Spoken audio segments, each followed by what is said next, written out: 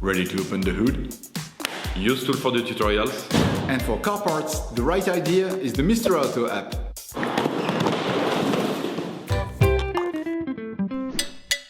You will find the bulk tie rod ends used in the video exclusively on the Mr. Auto website and through the link in the description. Turn your engine off and pull up the handbrake. Loosen the stud bolts on the front wheels.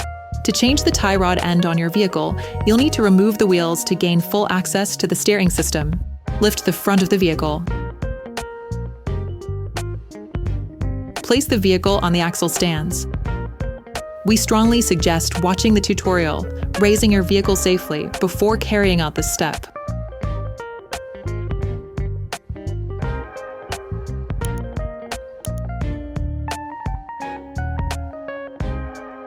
Don't forget to slide the wheels under the vehicle.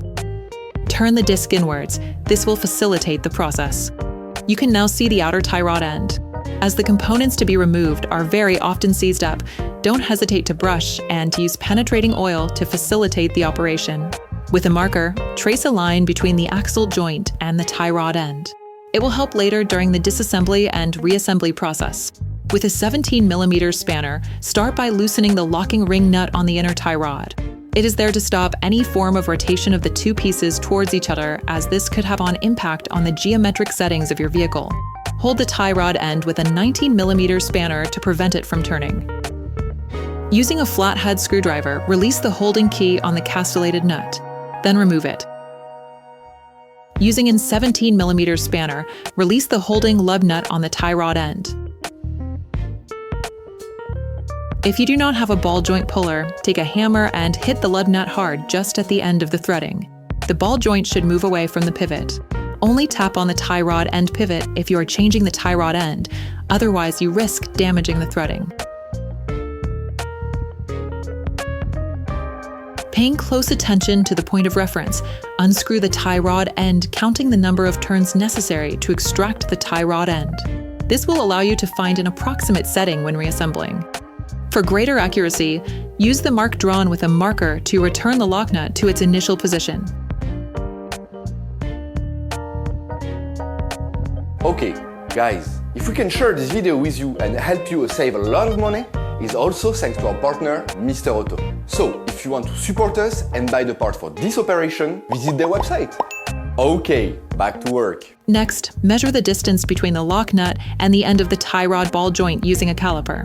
In any case, an alignment check will have to be carried out by a professional after performing this operation. Remove the lock nut from the axle joint. You will find the bulk parts and products used in the video on the Mr. Auto site and in the link in the description. Screw the lock nut back on until the distance measured with the caliper is reached. During this operation, you will work on the steering system of your vehicle. Checks on tire alignment, when carried out by a professional, will guarantee that your steering system has been perfectly aligned and is in good working order. Take the new tie rod end, then unscrew the nut.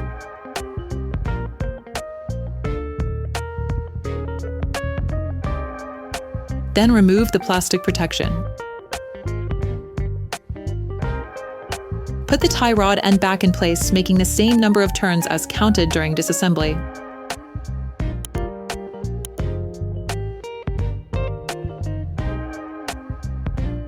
Using a wire brush, scrub the pivot, then apply silicone grease to the flat part that will be in contact with the tie rod bellows. You can rotate the tie rod end with a 14mm spanner to bring the tie rod end into the correct position.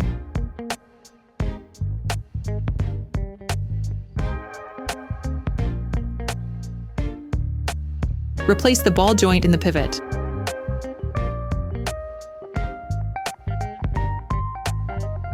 Reinstall the nut supplied with the new part and tighten it using a 19mm spanner. Finish off the tightening with a torque wrench.